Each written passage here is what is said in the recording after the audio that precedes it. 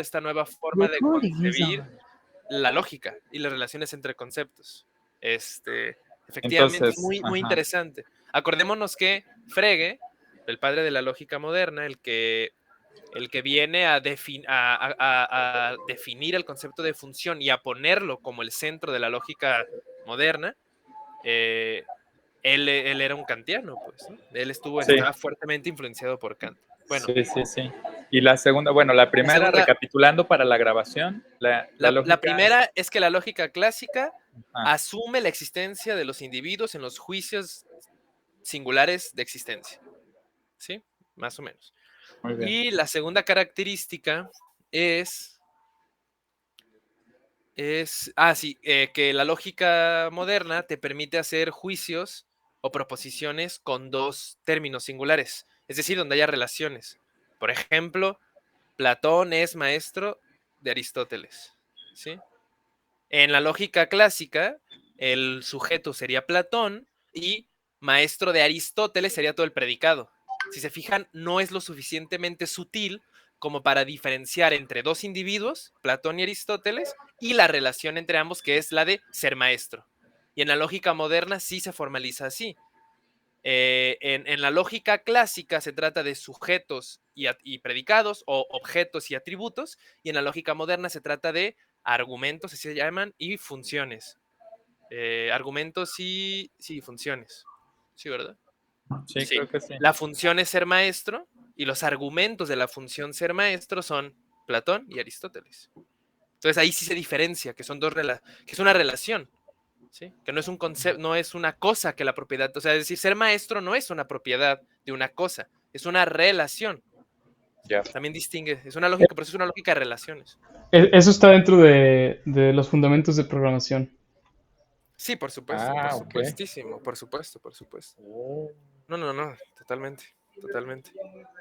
Esa fue la lógica moderna, el sistema, la reformulación de la concepción de los sistemas formales que llevó unos años después a la construcción de computadoras, de máquinas que pudieran, o sea, la abstracción de la máquina de Turing fue pues, justamente a través de los conocimientos de los nuevos sistemas formales, y ya pues de ahí ya pues fue ingeniería, ¿no?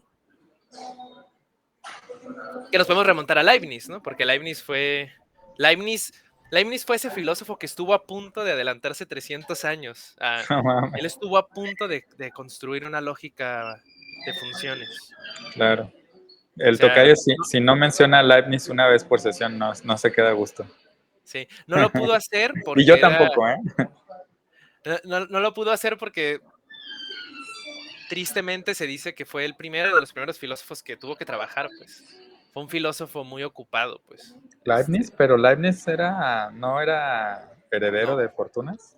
no. Estuvo trabajando toda su vida. O sea, tuvo puestos chidos de embajador, diplomático, así educador, encargado de una biblioteca. O sea, estuvo muy metido en la política, pero él incesantemente en muchos de sus diarios y cartas, él insistía en que no quería hacer eso, ¿no? Lo tenía Ya. que hacer como por una especie, sí, también de necesidad de ayudar a la patria, ¿no? Y ayudar al Estado, pero realmente era porque necesitaba trabajar. Él lo que quería era dedicarse a la teoría, pues, y al saber y a la filosofía, y todas sus obras Sí, claro. son milagros, pues, que hayan existido, porque realmente él, él tuvo mucho, él era más, fíjate, también en la biografía que leí, decía el biógrafo que a él le gustaba más crear nuevas ideas, ¿no? Es decir, como estar en una disposición mental de creación de nuevas ideas que sintetizaran filosofías y etcétera, modelos, etcétera, más que en perfeccionar y en construir y explicar de manera clara un sistema. Por Ya, eso Leibniz no escribió una crítica de la razón pura. Sí, o sea, claro. Kant, si se fijan, Kant tuvo una idea así increíble y se pasó toda su vida explicándola y solidificándola, ¿no? O sea, Kant no es un Sistematizándolo. hombre de muchas ideas, es un hombre de una o dos ideas muy bien explicadas y muy bien construidas. Y Leibniz es un hombre de 1 millón de ideas que no explicó ninguna bien. Entonces, o sea, no Ah, neta. sabemos muy bien qué. Sí. No, Leibniz es de verdad en filosofía del lenguaje, filosofía de la mente, en metafísica, en matemáticas, en ingeniería, en física, él, o sea, es un genio en ese sentido, Ya. pues. Sí. ¿Qué nos recomiendas leer de Leibniz? No, les recomiendo pasarles la obra que conseguí, que no he podido leer, pero es una monografía, una recopilación de muchas de sus obras. Ok.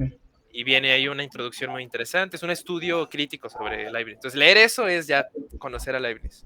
Ahora, Ay, si qué quieres chido. leer Pásanosla. algo así como, bueno, sí, sí, o sea, les recomendaría eso, pero ya me acordé, ya les había dicho. Mi recomendación Sí, mayor ya nos es habías dicho.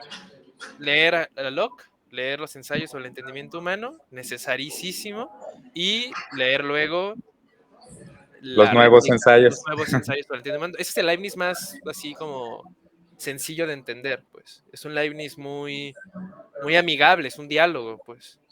Y como es puntualmente, está respondiendo los puntos de Locke, que de por sí la obra de Locke es muy accesible, o sea, está chido, pues. Está bien. Ahí te das una buena idea de Algo- la filosofía de esa época y la física y toda la ciencia de esa época. Pero bueno, Muy bien, qué chido. Muchas gracias, tocayo. de nada, de nada. ¿Les parece entonces sí un poquito, bueno, no sé qué tengan ustedes de puntos e inquietudes de la lectura? Eh, yo sí quisiera tomarnos un momento, cuando sea, no sé si ahorita o más adelante, porque para que ustedes también, pues no sé, como digo, no sé qué traigan. Perdón, ando medio fundido, pero bueno. Tomarnos un momento para explicar esto de la estructura del silogismo y Sí. del razonamiento prosilogístico, porque pues mucho de la clave para entender cómo Kant diferencia la razón del entendimiento como dos facultades distintas tiene que ver con la estructura del silogismo y de los componentes de un silogismo. Interesante. Sí, pues vamos por ahí, ¿no? Que tienen relación Ah, con la lógica moderna y la lógica clásica que estaban platicando hace rato, ¿no? Sí, que era como había empezado. sí, sí, sí. Sí, también, digo, yo no pude leer más, leí la introducción de la dialéctica y el Ujú. primer libro, no leí el segundo ni el tercero. Está bien. Entonces, para que cuando lleguemos a eso, pues si pueden ahí hacer una síntesis rápida, o si es necesario, si no, pues no sé. Y eh, algo que me pareció muy sensato es cuando Kant te dice, oye, hay que tener, o sea, ten clara el concepto de idea que yo estoy dando aquí, no lo confundas. Sí, Les voy a dar una lista, sí, un árbol sí, exacto. conceptográfico Sí, del concepto de representación y que la idea es una especie de representación. sí. Y me acuerdo, no sé si te acuerdas, Tocayo, que yo hace como 3 años te mandé una imagen que me encontré en internet de esa parte. ¿No te acuerdas? No, no me acuerdo, no Te mandé, manches. lo encontré así, yo no había llegado a esa parte nunca en Kant, nunca había leído, o sea, la dialéctica así en partes, y Sí. lo vi y me regresó, fue una Qué reminiscencia muy chido, bonita, dije, es qué como cuando chido. el meme de Leonardo DiCaprio de que, soy yo, Ah, ¿sí sí, sabes? sí, sí. A huevo, a Pero bueno, huevo. eso me pareció importante Esa parte abordarlo es también. muy útil porque además también ayuda a clarificar conceptos que aparecen desde el principio de la obra y que nos habían generado mucha duda, como por ejemplo no sé si se acuerdan que discutimos en su momento al inicio de la estética trascendental, como cuál era la distinción entre sensación e intuición, que para Kant es muy importante hacer esa diferencia y como que no nos... Sí, creo que llegamos a una conclusión correcta en ese momento, pero aquí ya como que se confirma con este arbolito ya como tan sintético de los tipos de representación. De acuerdo. Que aquí lo tengo, aquí lo resumí, ese arbolito tal cual. Está bien bonito. Y bueno, lo que yo decía es que me parece importante repasar esto de la estructura del silogismo porque por esta cuestión, ¿no? De dónde Kant saca esta diferenciación, que tampoco sé qué tan original es de Kant, pero esta distinción entre entendimiento y razón, obviamente el entendimiento se le ha pasado insistiendo Kant en que el entendimiento pues está abocado no tiene una función más allá de aplicarse sobre las intuiciones y por lo tanto pues de dar la forma intelectual, como la llama él, de la experiencia. Entonces el entendimiento tiene un uso abocado a la experiencia. Pero ¿de dónde saca una siguiente facultad? O sea, ¿por qué hay algo que va más allá del entendimiento y que él llama razón? ¿Como en qué se sostiene o bajo a- qué elementos le permiten a Kant argumentar eso? Y, y tiene que ver con la estructura del silogismo, con cómo uniendo juicios y buscando condiciones cada vez más generales, se va, se va más allá de la experiencia, pues. Sí. Es eso y creo que todo, me atrevería a decir que todo el sistema de la crítica está basada en esa, o sea, en ese esqueleto lógico que Ya, distingue entre términos, juicios, silogismos inmediatos y silogismos mediatos. Porque, bueno, bueno, más bien inferencias mediatas, perdón, e ajá. inferencias, Yo no entendí la inferencias diferencia inmediatas entre e esas dos. inferencias. Sí, por ejemplo, por eso me parece importante como ver eso con cierto detalle. Y Lo de inferencia inmediata son un tipo de silogismos que tienen solo una proposición. Si es un juicio, por ejemplo, digo, no sé si me voy a equivocar, pero, por ejemplo, el todo es mayor que la parte, por ejemplo. Eso sería es una proposición. Y tú podrías concluir o inferir que la parte es menor que el todo, por ejemplo, sin necesidad de otra proposición. ¿Sí? Eso sería una inferencia inmediata, porque no necesitas de otro elemento que medie entre la premisa mayor y la conclusión. ¿Sí? Es decir, solo es una proposición y de ella infieres otra. No hay nada en medio, por eso es inmediato. por ejemplo, Y una mediata, pues sería la típica de todos los hombres son mortales. Es una regla, es la premisa mayor, ¿no? Todos los hombres son mortales.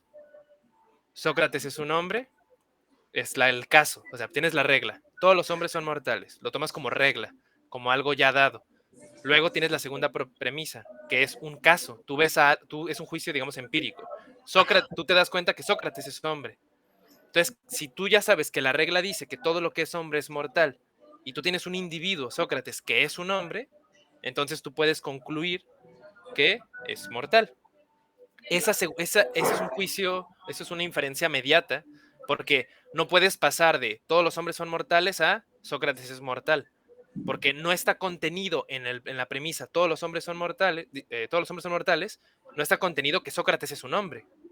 ¿Sí? Es información extra que requiere de otra premisa. simplemente el término Sócrates no ocurre en la primera oración. Ajá.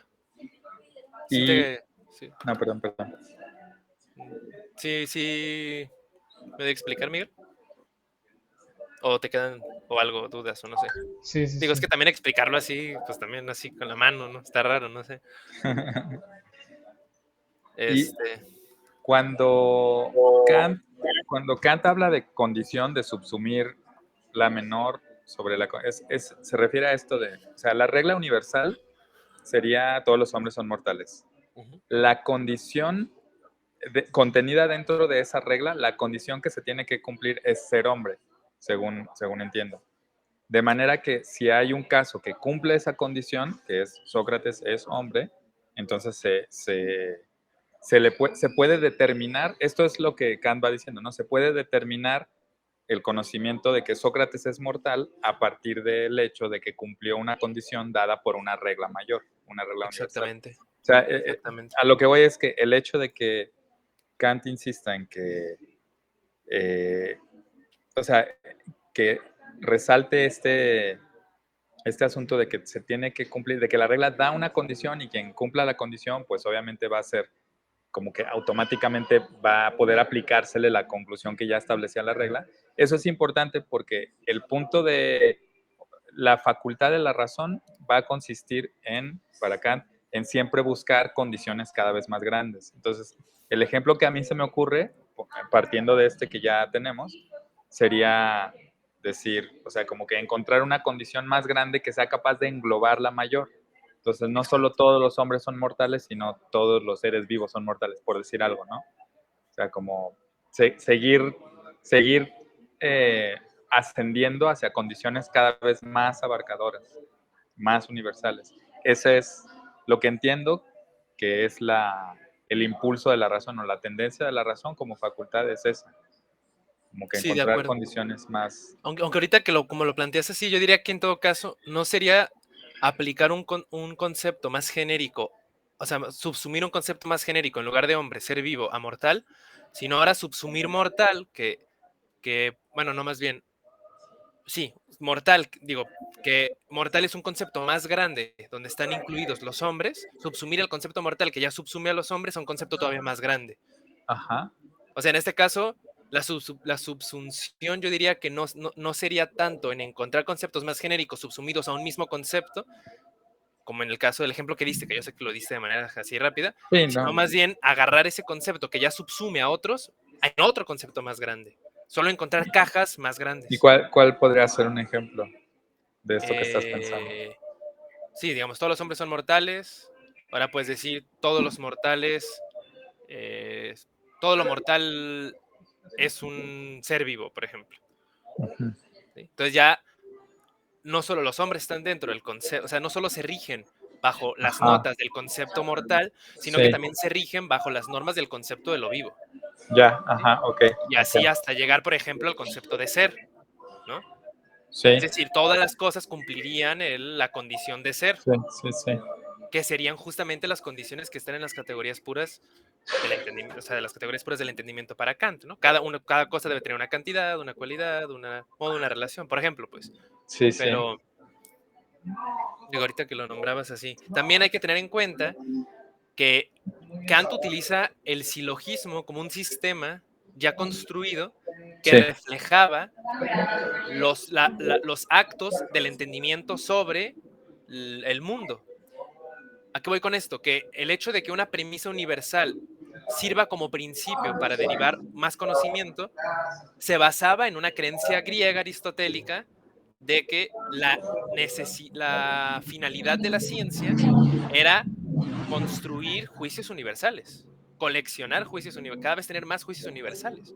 De hecho, Aristóteles no deja de decir que solo hay ciencia de lo universal, no de lo individual. Pues. Solo hay ciencia claro. de... Entonces, en ese sentido, por eso Kant utiliza como campo de experimentación y de exposición desde su sistema la lógica aristotélica, la lógica que reflejaba esas relaciones. Pues digo, al final lo que hacemos al construir conocimiento es inducir para construir juicios universales y a través de juicios universales construir, derivar más conocimientos. Pues digo, como nota, pues, de la Sí, importancia de la lógica, pues. claro. Ah, y lo que dice el Claro. tocayo es muy cierto, que al final mucha gente niega, muchos filósofos reniegan de Kant, a pesar de lo importante que es, Sí, y quizá a veces de manera necia sí, necia, que por la lógica que utilizó Kant, que es el esqueleto de la crítica, pareciera que no tiene tanta validez como decir, bueno, ¿qué tanto puede decir Kant si estaba equivocado o tenía una lógica tan pobre en comparación con las lógicas que tenemos ahorita? Pero eso también es una exageración, porque sí. la lógica de silogismos no es una lógica que sea inválida, solo es una lógica menos poderosa, que se incluye dentro de la lógica moderna y que tiene cosas muy interesantes y sí se sostienen muchas cosas. Pero es cierto lo que dice, pues todo se sostiene, es el esqueleto, la regla, ¿no? De Kant, la lógica la lógica clásica. Oye, pero a mí me entra mucho la duda entonces como si ese es el esqueleto, ¿no? de la filosofía kantiana, como, entonces, ¿qué otras formas puede tomar o qué otras formas ha tomado en base, o sea, en base a lo que ya, lo que hizo con las nuevas lógicas? Ah, es que no se ha hecho eso. No se ha hecho eso porque la filosofía después de Hegel, que es pues, prácticamente posterior a Kant, y no alcanza Hegel tampoco a conocer la nueva lógica, ya no hubo nuevas lógicas. Digo, nuevas lógicas, nuevos sistemas filosóficos de este calibre.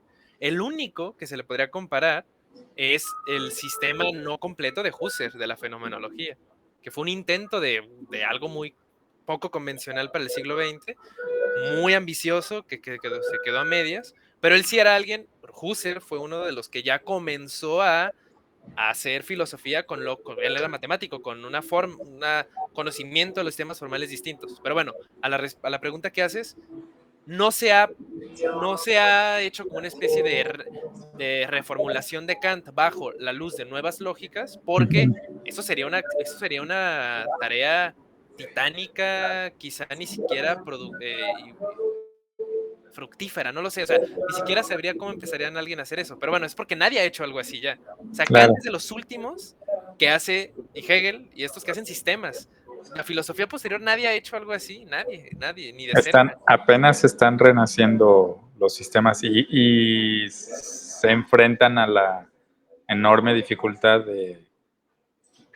pues de que creo que bajo condiciones contemporáneas, conocimiento, de desarrollo de lenguajes formales así, sería mucho más cabrón hacer un sistema. O sea, tendría que abarcar muchas más cosas. Pero hay filósofos sistemáticos del siglo XX para acá que reivindican tanto en la filosofía continental como en la analítica, ¿no? Está Badiou, que es este francés que intenta hacer una especie de, entre comillas, crítica de la razón pura al revés, con matemática, con nuevas matemáticas, ¿no? En lugar de, digo al revés porque así se suele interpretar. Lo que estaba intentando hacer Kant es inferir las estructuras formales que se aplican sobre el mundo, derivarlas del sujeto trascendental. Y lo que hace Badiou es lo contrario, de las estructuras, o sea, porque la pregunta de Kant es, ¿cómo son posibles los juicios sintéticos a priori? Y la respuesta es porque el sujeto tiene estas estructuras formales. Y la pregunta de Badiou es al revés. Con estas estructuras formales, ¿cómo es posible el sujeto? Y eso es el ser y el acontecimiento, que yo no he leído, pues, pero entiendo que ese es el proyecto del ser y el acontecimiento de Badiou, donde él utiliza matemáticas, pues, ya de conjuntos, teoría de Cantor y esas cosas. Entonces, sí hay pequeños proyectos que intentan sistematizar a partir de lenguajes formales más avanzados, pero ninguno tiene el calibre de, porque ese, como dice el toque, sería súper ambicioso, pues. Bueno, y sí, al final, cuando la nueva lógica nació, o sea, imagínate, Frege era matemático. Frege no le importaba la filosofía. O sea, bueno, no le importaba como cualquier humano y cualquier investigador, pues, pero no era un filósofo ni tenía pretensiones filosóficas. Él quería fundamentar las matemáticas, que bueno, podríamos preguntarnos si no es esa una gran inquietud filosófica, ¿no? Claro. Pero bueno, era matemático. Y él construye un lenguaje formal, que es la lógica moderna, solo como un instrumento que tenía como finalidad hacer una Logización. logización de las matemáticas, es decir, reducir. Fíjate, es curioso, perdón, es que es increíble, acabo de darme cuenta de algo. Lo que dice Kant de la razón, que es la idea de ir con una especie de prosilogismo, cada vez silogismos más grandes para llegar a lo incondicionado. ¿Qué significa eso? A un principio universal que no pueda ser subsumido a otro principio universal, ¿no? Esa es la idea de la razón, busca eso, ¿no? Llegar al límite que no tendría límite. O sea, bueno, y ¿qué quería cuando hizo Frege? ¿Qué quería Frege y los demás matemáticos? En el siglo XIX, la matemática y la física, pero especialmente la matemática, tuvo muchos avances, muchos nuevos sistemas, y había como una especie de caos en las matemáticas, porque existía el análisis, que era la gran herramienta matemática que tenía efectos increíbles, pero se utilizaban conceptos de manera vaga, los razonamientos y las pruebas no estaban sistematizadas, entonces era como que las matemáticas eran muy poderosas, demostraron mucho poder de transformación empírica y aplicación a la física, pero ellas mismas estaban sostenidas sobre pisos frágiles. Entonces los matemáticos más teóricos empezaron a decir, güey, no, si las matemáticas son la base de la física y de todo lo demás, pues las matemáticas deben de tener una base más chida. Entonces empieza el proyecto lógico. Frege construye la conceptografía, que es la prelógica moderna, o la lógica moderna, y lo hace como un instrumento. De hecho, él dice que es una especie de microscopio para el lenguaje. ¿Por qué? Porque para todos estos filósofos de las matemáticas, el problema de las matemáticas es que las pruebas se hacían con lenguaje natural, ¿sí? Se utilizaban con el alemán o con el francés, entonces, y el lenguaje que tiene conceptos vagos. Entonces, si tú haces una prueba, un razonamiento matemático con palabras de lenguaje natural, pues lo que estás haciendo es metiendo conceptos que no son perfectamente claros. Entonces, ¿cómo puedes fiarte de ese razonamiento? ¿Sí? Por ejemplo, es como el razonamiento de Descartes, el principio ontológico, parece muy firme, pero lo que diría Frege es que no es un razonamiento formal verdadero, porque está utilizando palabras que no explica muy bien, así como que idea, ¿qué significa idea? ¿Y por qué de idea se deriva esto? No está claro. Bueno, entonces crea la lógica como un instrumento, un microscopio que ayuda a clarificar las estructuras del lenguaje vagas, extraerlo meramente lógico y quedarte con eso. Como la diferencia entre ver un tejido macroscópicamente y verlo con las células, ver citológicamente el tejido. Bueno, entonces, Frege no le interesa la filosofía, crea un lenguaje para fundamentar las matemáticas y no lo logra. Pero sí hay un impulso muy revitalizante en la filosofía gracias a ese nuevo lenguaje que crea Frege, este lenguaje formal, esta nueva forma de concebir la lógica, que inicia un proyecto de muchos filósofos, especialmente Russell, Whitehead, el Círculo de Viena y todos estos que van a tratar de hacer eso, de reducir, de hacer lo que Kant dice que no se puede hacer al final, ¿no? O sea, de justo reducir todas las ciencias sociales a las ciencias físicas y las ciencias físicas a las matemáticas y las matemáticas a la lógica. No, digo, hay que ser sutiles porque quizá Russell no era necesariamente todo ese proyecto, sino solamente reducir las matemáticas a la lógica, pero había una clara intención de unificación de las ciencias por medio de la claridad envidiable de la lógica. Y nacieron proyectos muy ambiciosos como los Principia Mathematica, que tardaron 10 o 15 años en hacerlo Russell y Whitehead, donde se pretendió reducir la aritmética, que era la ciencia más básica, o sea, la ciencia matemática más básica a la lógica, ¿no? Por mucho tiempo se creyó que se pudo hacer, así como, son una verga. Pero tiempo después sale el proyecto de Gödel, que viene a contradecir el proyecto logicista formalista de las matemáticas y demuestra que ningún sistema formal puede ser tan potente como para reducir otro y a sí mismo. Entonces, no, es decir, está diciendo lo que dice Kant, ¿no? No puede existir lo incondicionado que condicione todo, porque no se puede condicionar a sí mismo. En fin, lo que quiero decir es que está chistoso, pues que al final sí hubo lo que te había dicho que no, sí, claro que hubo. Toda la primera mitad del siglo XX fue un intento muy arduo de reducir todo a lógica, a matemática, a física, etcétera, etcétera, etcétera. Pues, a raíz de Frege, pues. Y en todo caso... Incluso pienso en el proyecto de Carnap, que tampoco es que yo... pero no sigue mucho como esa idea kantiana de fundamentar todo, pero con esta nueva lógica. Sí, claro. El proyecto del Círculo de Viena, del cual deriva Carnap, es reducir todo a... Esa es cuenta también el proyecto de Hume. ¿Qué decía Hume? Abre un libro, tiene ecuaciones, fórmulas matemáticas, chido. Tiene proposiciones que vienen de los sentidos, chido. Tiene otra cosa que no provenga de esas dos áreas, tíralo a la basura, ¿no? Entonces, el proyecto de Carnap era ese, es reducir todos los juicios de todas las ciencias a enunciados protocolarios empíricos, se les llama, juicios que se reducen a juicios del tipo, hay una... ¿cómo dice? Hay una, ¿cómo dice? Una experiencia roja frente a mí, que así, enunciados que reducen la experiencia de algo complejo a sus elementos perceptuales de propiedades sensibles, ¿no? Por un lado, y esos enunciados protocolarios que se pueden derivar a experiencias sensibles concretas, se van a combinar a través de ¿qué? De las leyes de la lógica de esa época, de la lógica moderna. Entonces era todos los juicios. ¿Se pueden reducir a juicios protocolarios observacionales? No, son metafísicos, no tienen significado en el sentido de que no son empíricos. Sí, y entonces hay que combinarlos a través de las leyes de la lógica para derivar los juicios como complejos de... por ejemplo, ¿qué es un juicio complejo? Me acuerdo, es un juicio famoso del Círculo de Viena. El oro tiene número atómico, creo que es 78, algo así, ¿no? Ese es un juicio, algo así, no me acuerdo el número atómico del oro, pero digamos que es 78. Este juicio es verdadero, ¿no? Bueno, al menos creemos que los sistemas científicos que tenemos lo avalan, ¿no? Pero nosotros no podemos ver el número atómico, no es un juicio que se puede reducir a la experiencia. Entonces, ese juicio, ¿en qué se diferencia de un juicio metafísico del tipo lo absoluto es perfecto, por ejemplo? Ese es un juicio que también no se puede comprobar de ninguna manera, ¿no? Es como un juicio también ajeno a la comprobación individual, ¿no? Pero ahora, se supone que el juicio de el oro tiene tal número atómico, se puede reducir a una serie de juicios o de pasos que nos llevan de conocimientos muy generales de física y abstractos a juicios empíricos concretos, ¿no?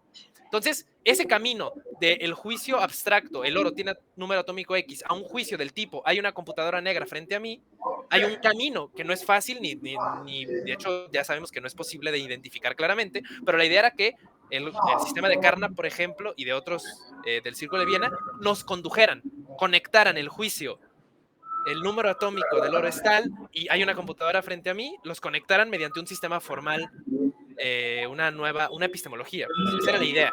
Para poder decir, el oro es el oro tiene número atómico X, es un juicio empírico, es un juicio significativo, el absoluto es perfecto, no. Y sale, ¿por qué? A ver, demuéstrame. Haces todo este proyecto. No se logró, obviamente no se logró.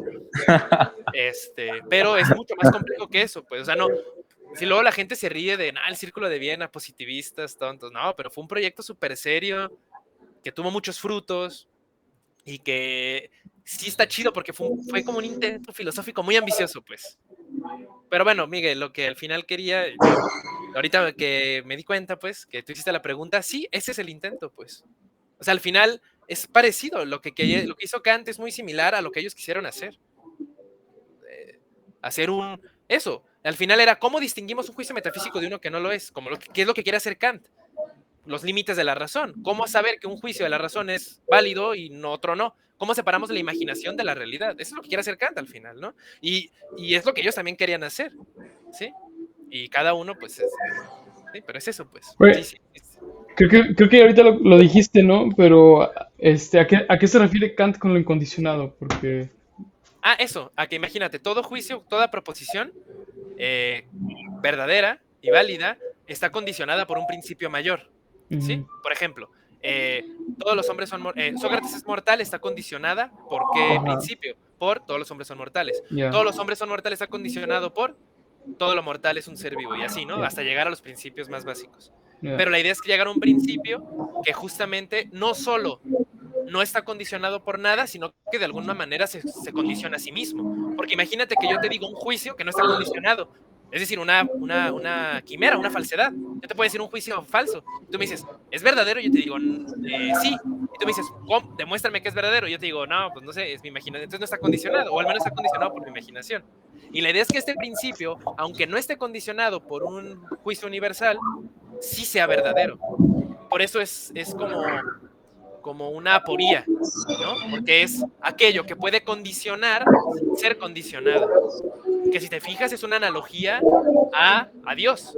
Dios es lo que puede crear sin ser creado. Claro, es el motor inmóvil. Exacto, el motor inmóvil es lo que puede mover sin moverse. Hay toda una analogía ahí, hay un paralelismo, por supuesto. Por eso Aristóteles llega para Kant, Aristóteles llegó al motor inmóvil porque la dialéctica, que es una facultad natural de la razón, lo llevó ahí porque si no te detienes te lleva ahí, te lleva a esa necesidad de algo que englobe todo. Pero sí. Perdón, ya hablé mucho, siempre hablo mucho, te callas. No, y siempre te da vergüenza. No hay por qué avergonzarse. Para eso es este círculo. Pero bueno, Miguel, no sé si es que luego siento que No, sí. sí está. Sí, okay, las cabras giran. Okay. Aquí tengo algo. Dice, la razón pura abandona todo el entendimiento que se refiere inmediatamente a los objetos de la intuición o a su síntesis en la imaginación, reservándose solamente a la totalidad absoluta en el uso de los conceptos del entendimiento. Ella quiere llevar la unidad sintética, que es pensada en la categoría, hasta lo absolutamente incondicionado. Es precioso, es precioso. O sea, nos quiere llevar a las quimeras, ¿no? Y llevar a las quimeras a partir de nuestra categorización del entendimiento, ¿no? Sí.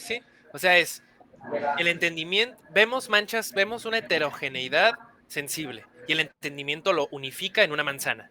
Luego vemos que esa manzana es un objeto entre muchos otros similares, entonces el entendimiento lo engloba en un concepto, el concepto de manzana. Y luego vemos que el concepto de manzana es a su vez englobado con otros que son similares en otras cualidades y es en el concepto de fruto. Y luego, y así, ¿no? Entonces, cada vez hay una unidad mayor, un concepto que engloba más.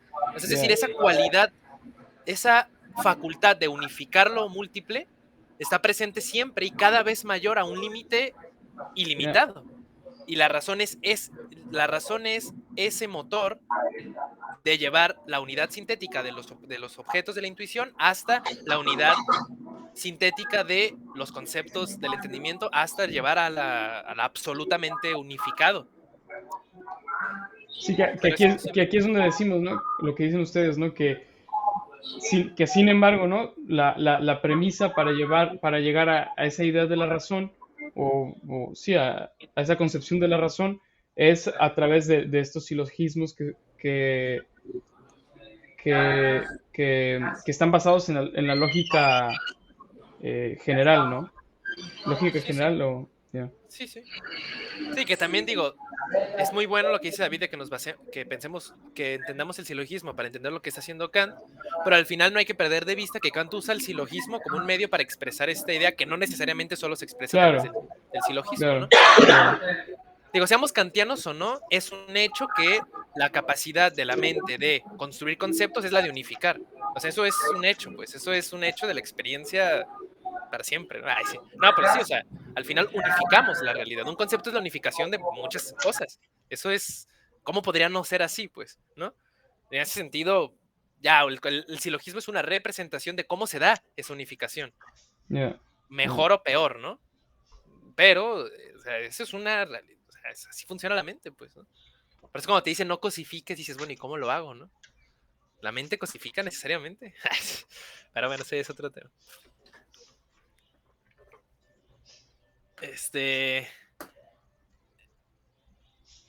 Yo quería preguntarles, ¿y el segundo capítulo qué aborda? Sobre las ideas trascendentales. Ah, ok, ya. Justo este pedacito que te leí es de esa parte, de las ideas trascendentales. Y yo pensé que ya lo habías leído porque al final del capítulo nos da una serie de silogismos, ¿no? Como, por ejemplo, todos los cuerpos son alterables, ¿no? Lo- y luego siga, todo compuesto cambia o se altera, ¿no? Luego dice, los cuerpos son compuestos. Y luego dice, los cuerpos cambian. Entonces, así se lleva en una serie de argumentación, ¿no? Que también ahí es importante decir, yo estoy familiarizado y la mayoría con los silogismos categóricos, que son los que son afirmaciones universales, singulares, negativas o afirmativas, pero existen para Kant y para la lógica medieval y también para Aristóteles, pero más para los medievales, ese tipo de silogismos, los disyuntivos, por ejemplo. Esto es mortal o inmortal. Si es mortal, y a esa forma de proceder a través de la disyunción es prácticamente el método por excelencia de los argumentos de los lógicos medievales. La disyunción. Se utiliza muchísimo y de hecho ahorita ya no se utiliza mucho. Y por ejemplo, Maurice Beuchot, que es un defensor de la lógica medieval y de toda esa tradición, defiende mucho esa forma de razonar. Pero bueno, se los digo porque yo tampoco conozco bien esa forma de proceder Sí. disyuntivamente, al menos clásicamente. Podría formalizarlo en lógica moderna y ya, ¿no? Pero Sí. entonces es tan interesante que nos metiéramos a ver eso. Pues. Oye, sí. Oye, la vez pasada con David habíamos platicado sobre los tres juicios que aborda Juan Kant. A huevo. Juan está más chido. Juan está más chido. Ojalá fuera Juan, ¿no? Sí. Una de la colonia del siglo XVIII. Que lo dice así, ¿no? Dice, es buscar inmediatamente un incondicionado en la síntesis categórica en un sujeto, enseguida un incondicionado de la síntesis hipotética de los miembros de una serie y finalmente un incondicionado de la disyuntiva de las partes en un sistema. Sí, total. Es que me acuerdo un poco, es justamente a través de estos tres tipos de silogismos y de la búsqueda de lo incondicionado en esos tres tipos de silogismos que son los que hay, como lleva la razón a la idea del yo, de Dios y del mundo, pues. Exacto, eso. exacto, Sí. exacto. Sí, porque en esta relación lo tiene como es la relación del sujeto, la relación con lo múltiple del objeto en el fenómeno, que esto podría ser como el principio de causalidad, ¿no? Creo. Y la relación con todas las cosas en general, que sería Dios, ¿no? Sí, está maravilloso. Sí, el principio de comunidad. Ya. Es que es maravilloso. Kant está bien cabrón. Siempre se me olvida. Está bien cabrón, güey. ¿Qué pedo? Está cabrón. Yo tengo aquí un resumen de ese pedacito en el que justo, o sea, espérenme. En el que justo se ve cómo los tres tipos de juicios de relación, que son Ujú. categórico, hipotético y disyuntivo, cómo esos tres tipos de juicios, al ser, eh, cómo pueden llegar, o más bien qué es lo incondicionado que buscan, cuando la razón es la facultad de lo incondicionado, la razón, como ya dijimos, ¿no? Es la facultad que busca lo incondicionado.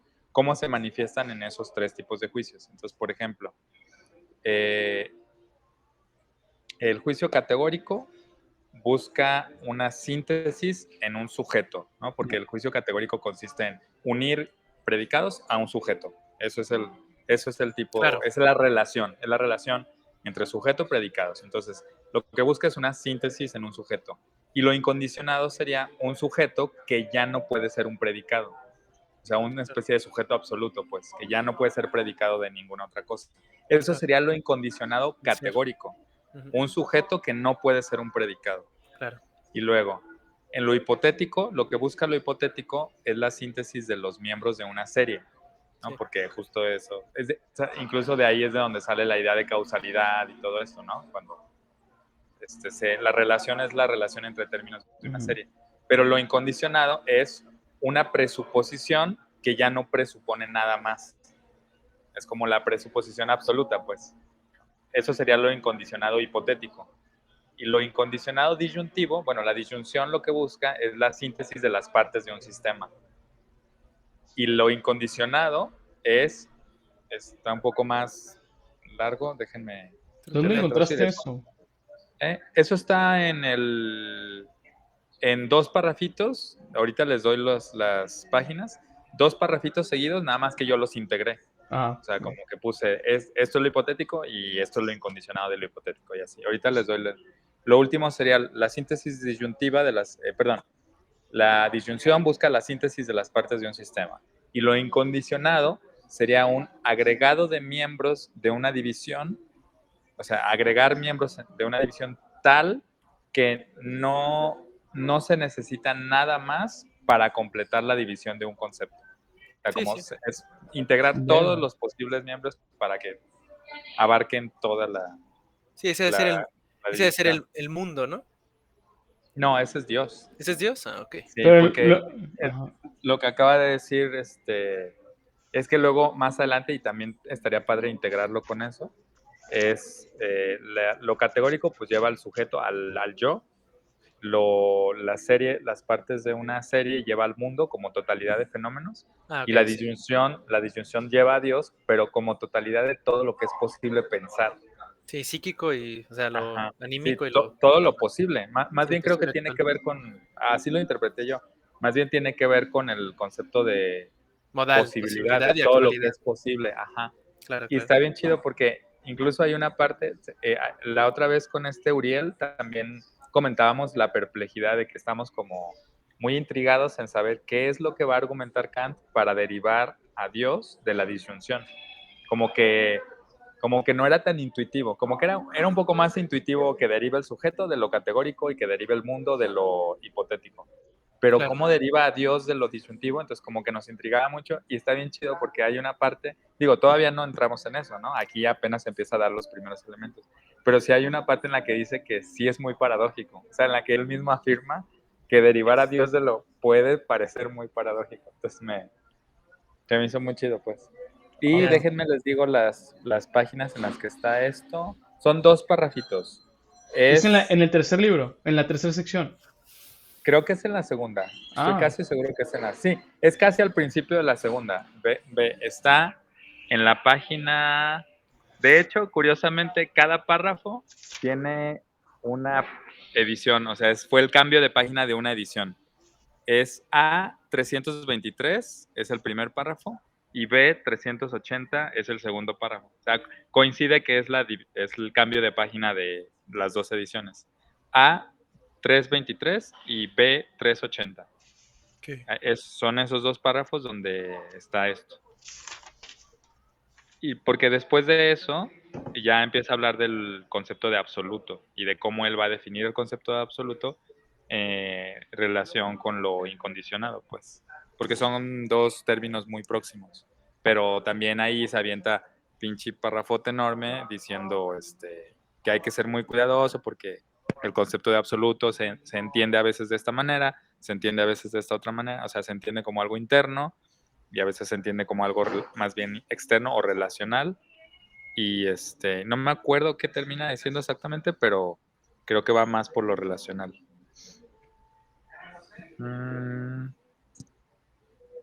Y luego, ¿qué más? Después de eso.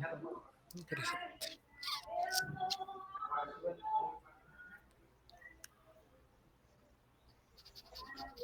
Sí, sí, tal cual. Toda el segundo libro, la segunda sección, perdón, es una explicación y una vindicación de la idea, de las ideas trascendentales. Entonces explica que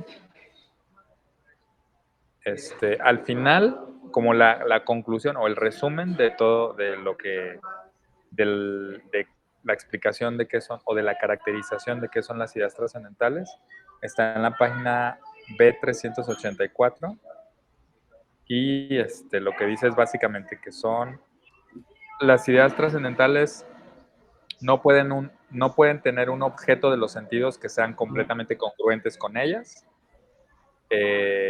Son conceptos puros y por eso, o sea, son trascendentales. Y dice que consideran toda la experiencia, todo el conocimiento experiencial como determinado a través de una absoluta totalidad de condiciones. Y, o sea, eso, ¿no? Consideran que la experiencia, esa es como la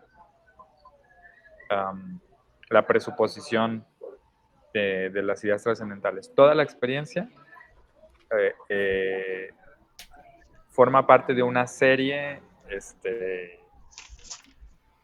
o sea, hay una serie de condiciones absoluta de la que la experiencia forma parte, aunque no tengamos acceso a esas, aunque esa serie completa nunca forme parte de la experiencia, pues. Y hay que también enfatizar que cuando dice absoluto, pues, se refiere a incondicionado, pues.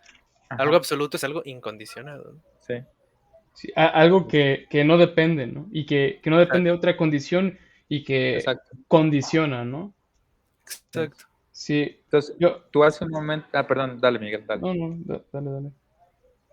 No, solo quería como mencionar que hace un momento tú decías, si recuerdo bien, algo así como que la razón al buscar lo incondicionado nos lleva a quimeras. Ujú, Pero creo que lo que está haciendo aquí, la diferencia importante que está haciendo Kant es que las quimeras no son, no son la búsqueda de lo incondicionado. La ya, quimera es creer que lo incondicionado efectivamente se puede alcanzar y formar parte de la experiencia, cuando por ya. definición no puede ser así. Eso sería la quimera, no buscar lo incondicionado, sino creer que se puede encontrar. Objetivizar lo incondicionado. Sería una manera de ponerlo, me Ya, parece, ¿sí? Como Sí, que es, creer que que es, se puede experimentar como tal, como un objeto empírico. Y claro. pues no se puede hacer. Esa sí sería la quimera. Sin Ya. embargo,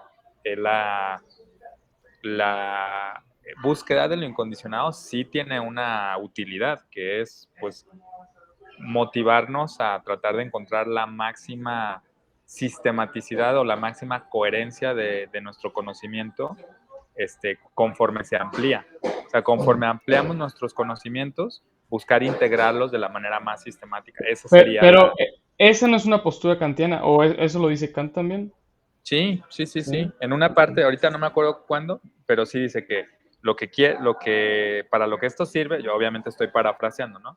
Pero es algo así como que el entendimiento esté lo máximamente de acuerdo consigo mismo conforme se amplía. Ya. nuestro conocimiento.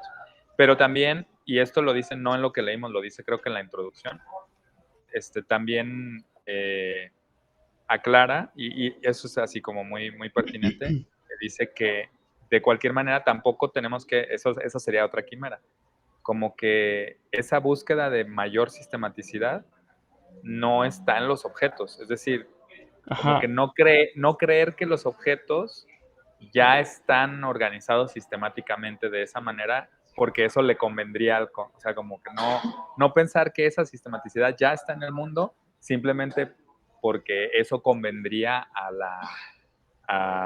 eso que busca la razón. Eso sería una quimera, o sea, creer, no sé si me doy a entender, o sea, creer que el mundo ya está muy ordenado, eso sería una proyección que ontologiza, o como tú dijiste, objetualiza, ¿no? ¿Cómo dice? Vuelve objeto, Objetiviza. objetiviza o cosifica algo que en realidad es una tendencia de la razón. Es que dice algo así como, tenemos que tener cuidado de no creer que el mundo es así, como si el mundo ya cooperara con el impulso de la razón. O sea, la razón busca esa sistematicidad, pero digamos que al final quien va a confirmar eso es pues el entendimiento que se aplica sobre las intuiciones.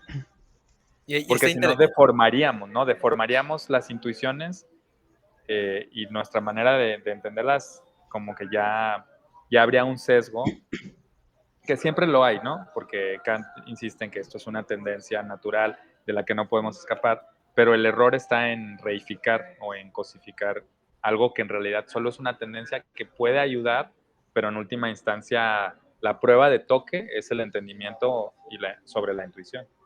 Sí, y que está interesante pensar lo opuesto, que es esta visión kantiana, al, no diría que a la concepción científica moderna, pues porque cuál, ¿no? Ni tampoco a la más especializada, sino Sí, quizá a la común y a la divulgada, que es esta idea de Galileo, ¿no? De que las matemáticas, el universo está escrito en un lenguaje matemático oculto y que nosotros claro, estamos claro, descifrando. Descubriéndolo. Exacto. Porque, claro. ¿por qué? Digo, al final porque va en contra totalmente del proyecto kantiano.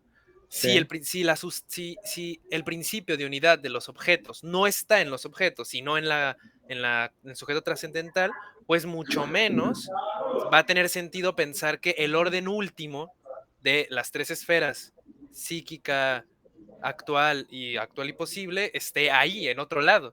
O sea, al final es que los últimos principios sintetizadores de la experiencia no son sino el motores o tendencias o inclinaciones a las que la razón va a ir indefinidamente. Que de hecho, anoté en mi celular, pero me acuerdo, en la introducción o al inicio, o en la introducción o sea, en la introducción de la dialéctica o en el primer capítulo al inicio del primer libro, dice que hace una relación como que la libertad es o posibilita el paso de lo actual a lo indefinido, ¿no? De lo real a lo incondicionado. O sea, es justamente la libertad de eso. Es decir, existe para nosotros la representación, aunque vaga, del bien, del mundo, de Dios, del yo, etcétera, como ideales regulativos, porque tenemos libertad para tender hacia ellos. Y de hecho lo decía con mucha firmeza, como diciendo, no hay que